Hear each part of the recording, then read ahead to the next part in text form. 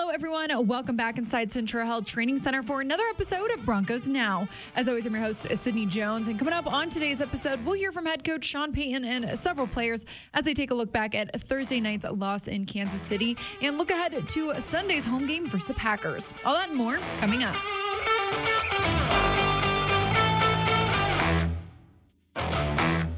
We heard from head coach Sean Payton today for the first time since his post-game press conference Thursday night in Kansas City. And today he discussed the struggles he saw on offense, specifically in the passing game. Well, look, it's been a handful. It's hard to point to one specifically. You know, you want to have confidence in the pocket. You know, we need to find ways to get guys open. You know, and typically speaking, that has to happen efficiently on early downs. It can't be just on third down. So that's one of the things that we've discussed here, you know, early today and looking at our pass list and drive starters and making sure that we find a way. Obviously on first down, you're going to be mixed runner pass with your sequencing, but you know, the feeling after that game was just simply, you know, we've got to be able to throw it better to win in this league. And that wasn't directed at any one player. That was directed at all of us on offense. Running back Javonte Williams also spoke to the media today and talked about the run game on a Thursday night and how all the running backs in their room complement each other well. I feel like it's just been lopsided the whole year. Like when the offense is playing well, I feel like the defense kind of has a down game, and then vice versa. But I mean, yeah, you always want to play your best, especially against the Chiefs. I feel like every year that I've been playing against them, we always had a chance to win the game, and I felt the same way this time. So we just got to get everything clicking on the same page, and both sides of the ball got to come to play. Just like change of pace, like I was saying earlier. I feel like Jalil is more like a lightning guy. I feel like P-Ron is more like thunder, and I'm kind of just like right there in the middle of both of them. So, I mean, all three of us, not just Jalil, not just me, but P-Ron and some of the other guys in the room also contribute in a big way. That goes unseen, and as long as we get our job done, because, I mean, we do more than just run. We pass, block, things like that. So I feel like we just got to keep doing our job, and hopefully the ball come to us more. Sean Payton also detailed the improvement he saw on defense versus the Chiefs and how that unit took a step forward. It was significant, and it was significant against one of the better offenses we've seen. So I think it starts with the running game. You know, I think when you can defend the running game and have success, then obviously your distances change. But when you're struggling in that area, the play action, all the other things that come off of it become much more challenging. You're dealing with the second and shorts, second and mediums. So the first thing I would point to specifically last week would be our ability to handle the running game. Stopping the run is a big reason why this defense has seen success in the red zone recently as well, according to head coach Sean Payton. Number one, they're trusting the technique within the framework of their scheme. We're gradually getting a little healthier. Obviously, it's great to have Justin back on the field. And I would say more than anything, it's understanding what you're doing and then trusting your assignment and doing your specific job. Part of good red zone defense also, you know, leans on being good against the run.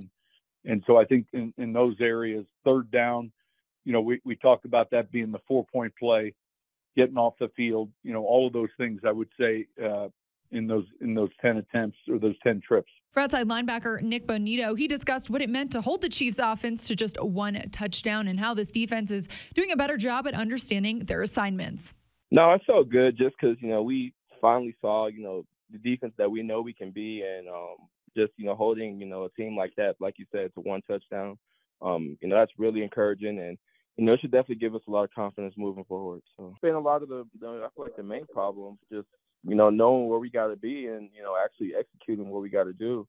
And, you know, I feel like when we, you know, go back and watch the Chiefs film, you know, we're putting ourselves in positions a lot of times to make plays, and it showed off throughout the game. So, I mean, just continuing to hone in on it during practice, during the weekend, you know, making sure we're dialing in on the details is the main thing. Looking ahead to this weekend, as the Broncos return home to face the Green Bay Packers on Sunday, head coach Sean Payton said the focus is internal. The focus obviously is is on the next week, and you hear it around the league. And, you know, there were things I was very encouraged with last Thursday. I was discouraged or disappointed we didn't win, but I was very encouraged on the effort and energy we played with.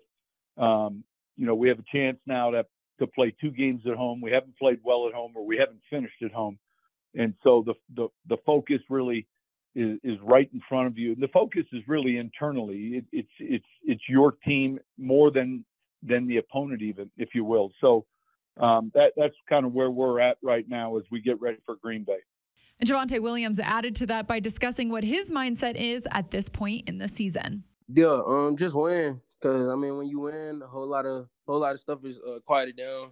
But, I mean, we're in a bad spot right now, so a lot of people are probably like losing hope and things like that. But I feel like we just got to go out here against the Packers and get a win. Just start one game at a time. And if we can do that, I feel like everything will start getting back on track. Now joining me here inside the Broncos podcast studio for today's show is Broncos lead writer Eric Delale. Eric, thanks for joining me on the show today. You got it, Sid. Great to be here. Great to have you here, Eric. We started off the show earlier hearing from head coach Sean Payton and what he had to say about some of the struggles he saw in offense, particularly with the passing game. The Broncos finished Thursday night's game with just 82 passing yards. What did you kind of see in that regard, and how do you hope to see them focus on that this week to fix that? Yeah, I mean, in some ways it was a little bit surprising, right? Yeah. Because the Broncos had passed the ball pretty well to start the season, and the offense was certainly not the problem. And I think there was this feeling that if the offense could keep playing the way it was playing and the defense could step things up a little bit, this team could be pretty good. Right. And, you know, we saw them struggle a little bit in the second half against the Commanders back in week 2, and then obviously the Jets posed some problems in the second half there, and I kind of attributed that to just some really good fronts that are difficult to go against and good defenses. Right. And make no mistake, the Chiefs have a good defense too. They their secondary's been playing well. Yeah. They I think are second or third in the league in a lot of these advanced metrics defensively.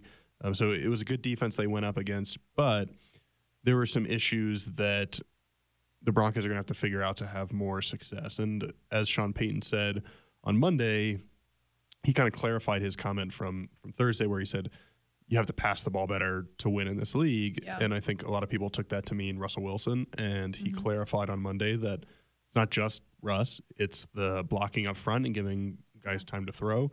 It's the wide receivers finding separation. Right. It's the coaches calling plays and finding the right scheme and the right game plan to put the wide receivers in position to make plays. And dating back even to the Jets game, that we saw was an issue where in the first half, the wide receivers were not really involved. And really, Cortland Sutton, Jerry Jeudy were not in the mix in that game until the late stages. And then you saw, obviously, against the Chiefs, there wasn't a lot of success. And they have that penultimate drive there where Cortland Sutton scores a touchdown to avoid a shutout. But I think the passing game, it's not just about deep passes, right? And we know that around the league, teams are playing more shell coverage that prevents you from throwing it deep. But if that's the case, you've got to be able to combat that by either running the football or hitting these short passes like we saw in week 1 against the Raiders. The Broncos weren't able to do the latter part of that against the Chiefs. And so they've got to find a rhythm there. They've got to find a way to be in more sync offensively. Right. Because Sean Payton's right. You're going to have to throw the ball better in order to win football games. And it does kind of spread to a bunch of different people. There were bad at passes. There were times where the receivers weren't open. It was extensive and kind of far-reaching. And For sure. maybe the Broncos are able to take this stretch here where they've got a few extra days before the next game and find a way to improve that, because it'll certainly be, I would assume the Packers are going to try to stop the run and dare you to throw. And if you can't do that, you're going to struggle again. Yeah. Eric, you just touched on this a little bit. It was clear that the offense was more productive in the run game. I know we heard from running back Javonte Williams earlier in the show, but you had a chance to ask head coach Sean Payton just some of the strides that he's seen from Javonte so far this year. What did he say in that regard? Yeah, I think they're seeing Javonte continue to develop as he comes back from that pretty brutal knee injury. And he mentioned that you'll continue to see that production and that improvement in play as we go along, as we get further removed from the injury. I thought Javonte in the game against the Chiefs showed not just the burst that we've seen a little bit of, but the ability to get to the second level, use that physicality, kind of have those extended runs. His 18-yarder there was the biggest play he's had this season, and he averaged 5.2 yards per carry, so he looked pretty good. Now the Broncos have to figure out, okay, are we able to stick with the run a little bit more? How much do we want to be able to use these guys? How do we mix in Samaje Perine and Jaleel McLaughlin as well?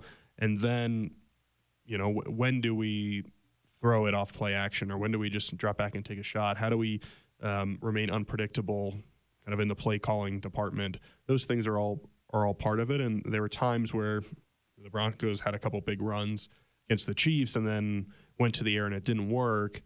But it kind of all works hand in hand, right? You're not going to be able to run the ball continuously and be successful unless you are able to mix the pass in. But right now the run game looks like the strong suit of the offense, and hopefully they're able to keep that going.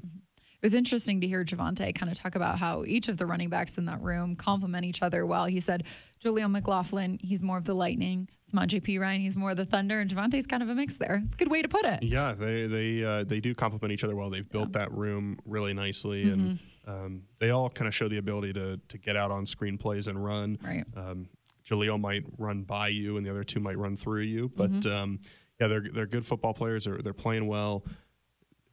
The Broncos need to find ways, obviously, to get them involved, but you've got to get the receivers involved, the tight ends involved. And I think Sean Payton was talking about Marvin Mims and said it's not really a Marvin Mims deal in terms of getting him involved. It's everybody and finding out what we want to do on offense and who we want to be and how to find success. And so, again, it's really easy to point at one player or one specific situation and say, oh, this guy's playing well or this guy's not playing well, but it's really all interconnected, and it makes fixing it a little bit more challenging. For sure.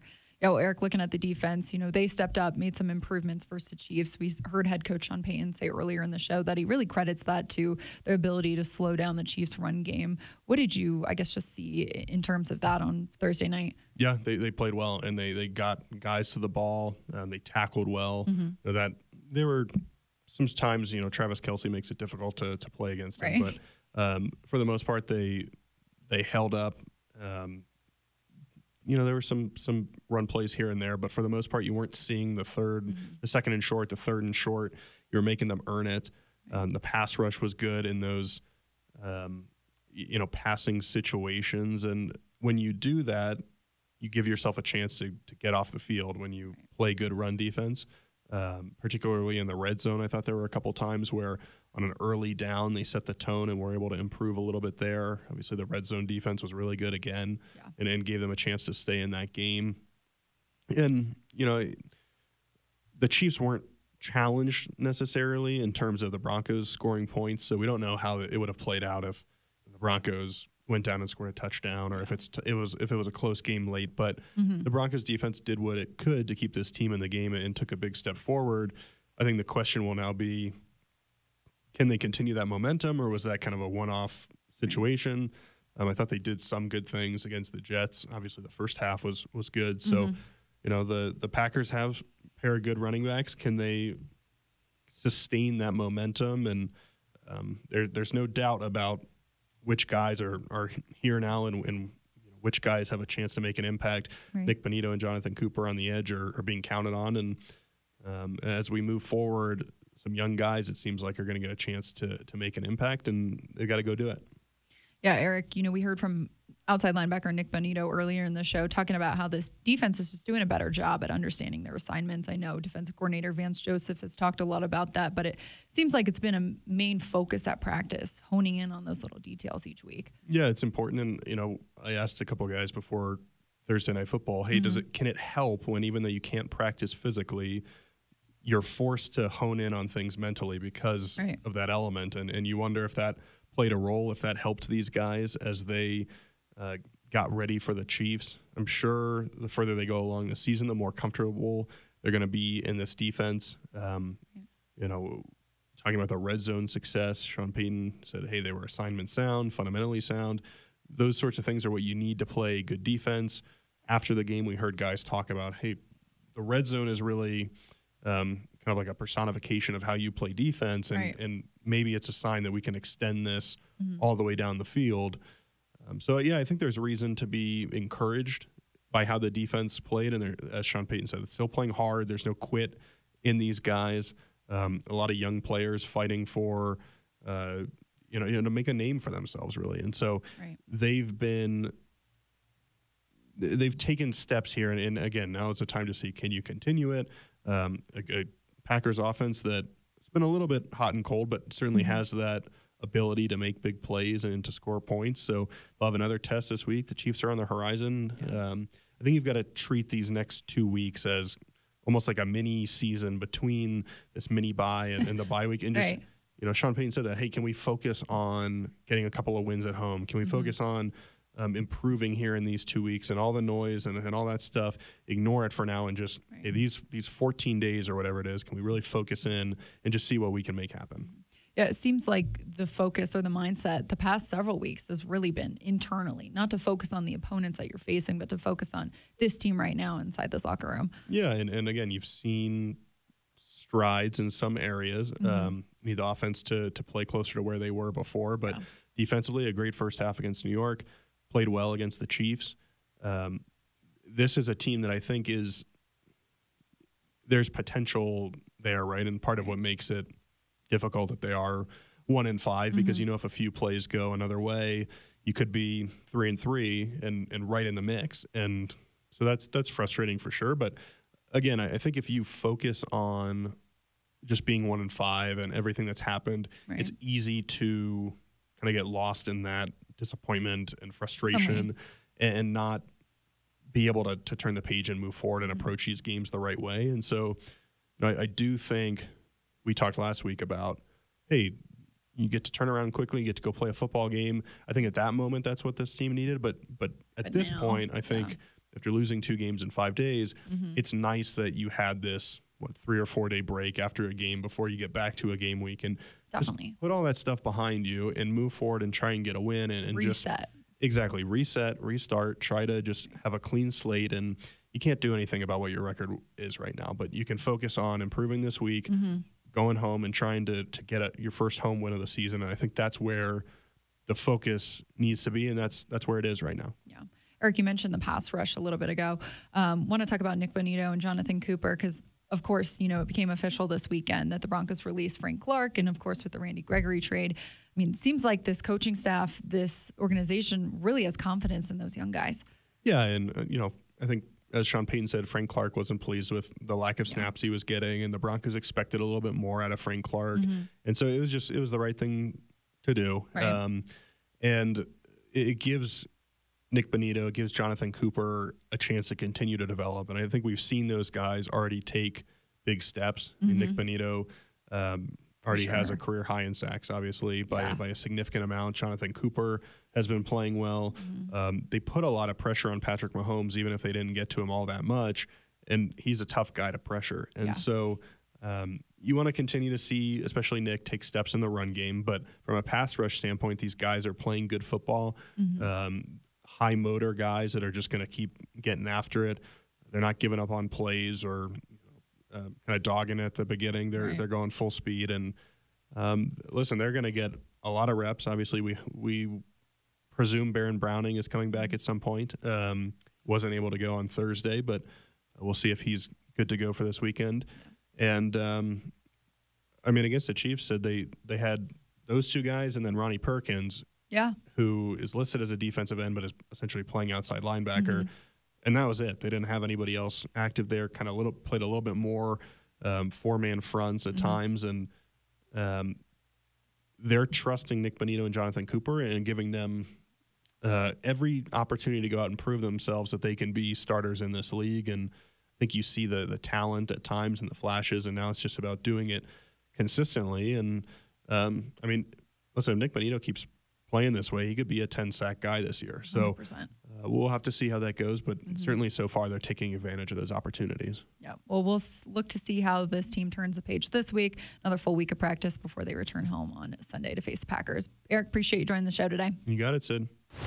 Well, that'll do it for today's episode of Broncos Now. Broncos Country, thanks so much for tuning in. I'll meet you right back here on the Broncos Podcast Network and YouTube tomorrow. And Hall of Fame safety Steve Atwater is joining the show, so if you have any questions for him, please drop them in the comment section below. I'll see you all then.